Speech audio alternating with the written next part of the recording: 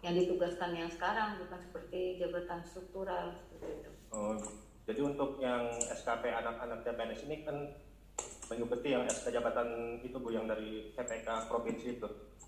Oh enggak, jadi gini, misalnya harusnya dirubah ya jabatan pelaksana itu, misalnya dia awalnya jabatan pelaksananya misalnya penyaji informasi misalnya ya, penyaji informasi program dan anggaran misalnya di program.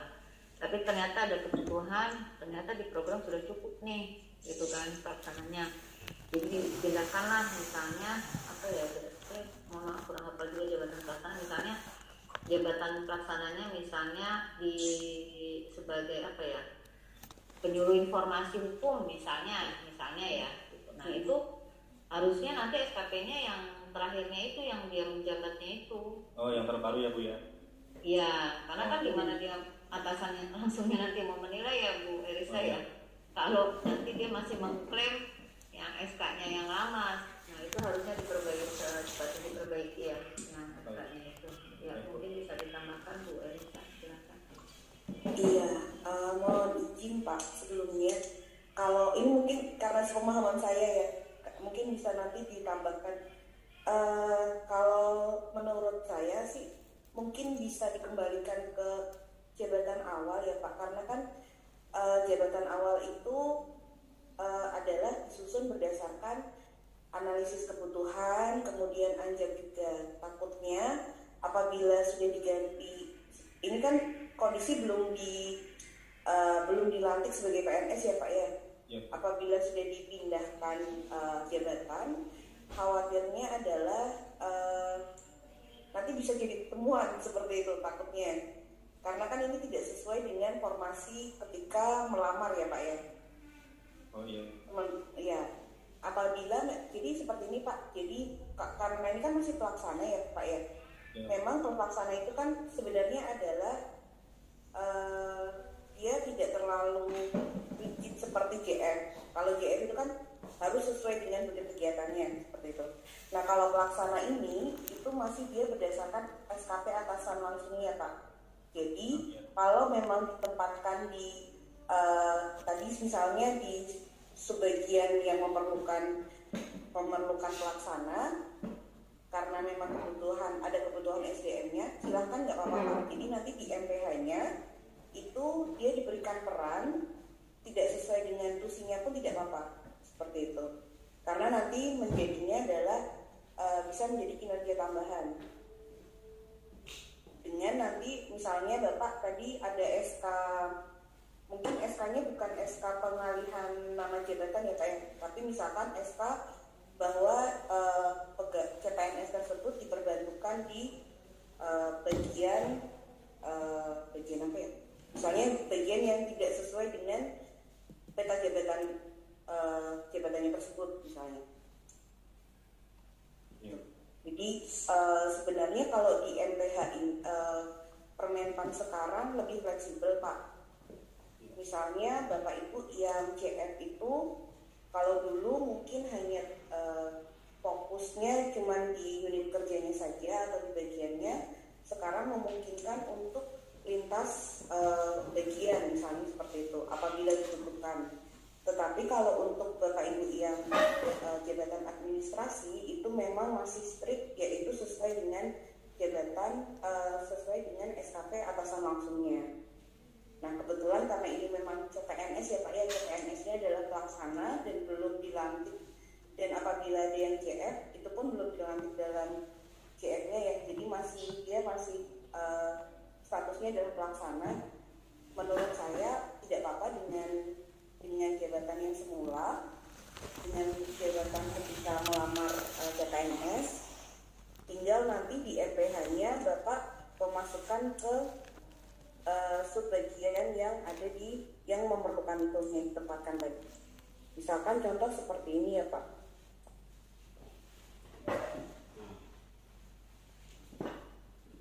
Di MPH ini misalnya tadi saya kembalikan dulu.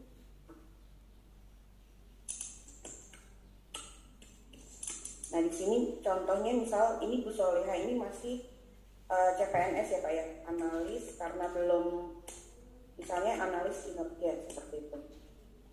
Bukan analis kinerja, jangan. Analis akuntabilitas kinerja misalnya seperti itu. Nah, analis akuntabilitas kinerja ini kan sebenarnya tugasnya itu untuk terkait dengan kinerja organisasi ya Pak ya. Berbeda dengan analis kinerja. Kalau analis kinerja itu dia yang dianalisis adalah kinerja individu atau pegawai.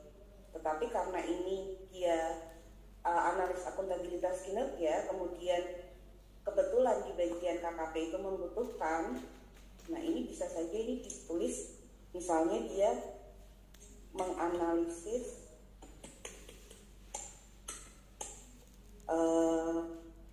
data penilaian kinerja PNS KPU misalnya seperti itu. Jadi walaupun tidak sesuai dengan tusinya, tetapi apabila dari Bu Endah ini memberikan perannya adalah untuk menganalisis, tidak apa-apa Pak kalau untuk pelaksana. Iya.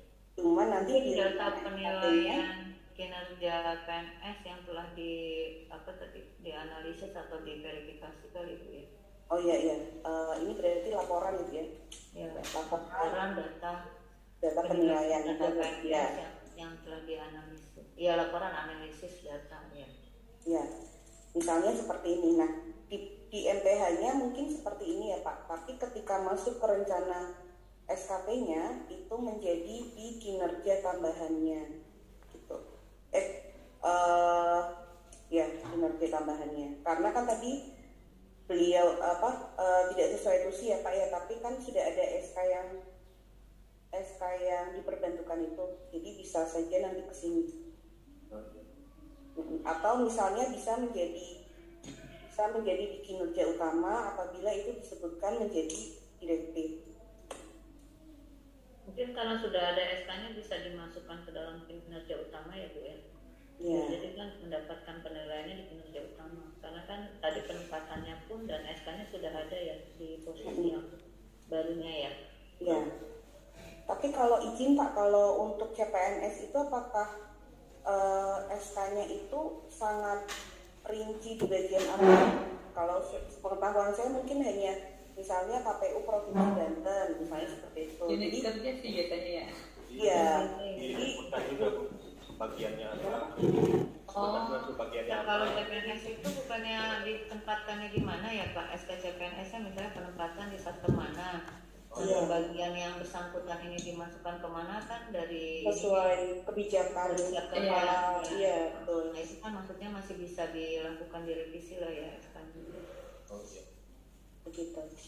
Jadi sebenarnya tidak menyalahi juga sih Pak karena masih berada di satu GPT-nya ya Bu ya, seperti itu di Iya. lokasi tempatannya. Ini kan di Banten ini kan eselon 2 ya masih dalam satu untuk TPT yang sama. Ya. Mungkin itu Pak sudah cukup. Sudah cukup Bu. Terima kasih Bu sudah terjawab. Ya, terima kasih Pak. Saya berikan kesempatan berikutnya ke KPU Kabupaten apa di Buton ya? Buton awal. Kabupaten Buton. Oh, bapaknya mungkin namanya ya. Silakan Pak. Ya, baik, terima kasih Bu Endah. Satu yang saya tanyakan ini terkait dengan penyusunan SKP di tahun 2021, yaitu terkait dengan penamaan jabatan. Kan kita ketahui bahwa dengan keluarnya PKPU nomor 14 tahun 2020 itu ada perubahan nomenklatur jabatan, khususnya kan di tingkat KPU Kabupaten Kota. Karena masih kalau kita lihat dari SK yang diturunkan oleh KPU ini masih kurang konsistensi terkait dengan penamaan nomenklatur. Misalnya di SK 1043 terkait dengan pejabat penandatangan penyusun SKP ini yang dikeluarkan tanggal 8 September 2021. Misalnya di Kasubag program dan data itu dia masih menyebut subbagian program dan data. Sementara di SK 1153 yang dikeluarkan tanggal 1 Oktober terkait dengan peta cepat, itu namanya sudah diubah kembali menjadi subbagian perencanaan data dan informasi. Nah, Mohon izin sudah langsung interupsi ya Pak, karena ini waktunya sudah terbatas. Terkait provinsi maupun kabupaten kota, tipologi terkait SOTK baru belum diterapkan ya Bapak Ibu sekalian. Jadi masih menggunakan SOTK yang lama.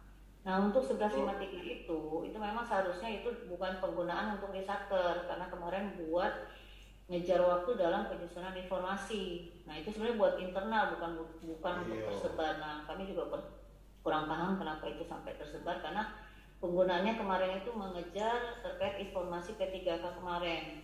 Nah terkait peta jabatan dan lainnya mungkin nanti pasti akan diperbaiki ya. Makanya itu kan nggak ada kan Pak ya di JDIH ya, mungkin tersebar lewat WA group atau apa gitu. Nah sebenarnya bukan menjadi patokan di dalam 1153 itu. Jadi yang menjadi patokannya sekarang bahwa provinsi maupun kabupaten kota masih menggunakan SOTK yang lama, karena belum ditetapkan untuk SOTK barunya, tipologinya masih belum diberlakukan. Yang sudah dilaksanakan dan sudah ditetapkan itu baru hanya di KPU pusat, di Sekretariat Jenderal KPU Pak. Gitu. Jadi jangan bingung ya ini Bapak Ibu semua. Jadi masih menggunakan nomenklatur yang lama. Kasubag Program dan Data, Kasubag SDM, bukan Kasubag Hukum dan SDM. Jadi mungkin itu ya Pak. Mungkin mohon maaf Bapak pertanyaannya itu aja ya. Ya baik Pak. Ya, terima kasih ya Pak. Mohon maaf karena waktunya terbatas, jadi kami langsung diberikan aja dari KPU Kabupaten yang ada. Silakan. Pertanyaannya apakah itu persetujuan dari KPU pusat kah belum? So ada kah belum? Kalau ada oke, kalau belum ada berarti baru dipakai, baru masih di pusat. Halo, selamat siang. Ya, selamat siang. Dipersilakan Pak ya, supaya agak lebih cepat karena waktunya ini. Baik, Bu, terima kasih. Tadi pertanyaan saya hampir sama dengan beberapa teman, cuman saya ini jabatan fungsional Pranata Keuangan APBN Mahir itu SK-nya per 1 April kemarin. Saya mau tanya terkait SKP-nya saya. Tentang SKP Januari sampai Maret itu saya masih pelaksana, sedangkan April sampai Desember kan sudah jabatan fungsional. Mohon izin Pak, mohon izin saya Bapak pertanyaannya terkait yang SKP berapa yang dibuatkan ya? Saya bilang ibu saya di rumah sakit, Ya. sampai bapak mantu meninggal. Ya, jadi gini Pak, saya menerangkan biar cepat ini kan waktunya. Jadi setiap perpindahan jabatan, baik itu dari struktural ke fungsional ke struktural ataupun dari struktural ataupun dari pelaksana ke fungsional, itu wajib menggunakan SKP yang baru. Misalnya Bapak tadi kan Januari sampai Maret, Bapak menggunakan SKP sebagai pelaksananya. Nah, mulai dari April sampai Juni itu Bapak menggunakan SKP yang fungsionalnya. Gitu ya Pak ya? Mohon dipahami ya, karena tadi kan sudah sempat disampaikan gitu. Ya Pak ya? Sudah cukup jelas ya Pak? Ya, Terlambat ini. Ya. Ya Pak ya, nanti kalau misalnya kurang jelas nanti Bapak koordinasi dengan provinsinya diperjelas, karena ini kan waktunya sangat terbatas ya. Terima kasih Bapak dari KPU Kabupaten Ngada. Kami persilakan berikutnya KPU Kota apa ini? Prabu Muli ya? Prabu Muli atau apa nih? Bapak Medi ya, Prabu Muli ya. Silakan Pak.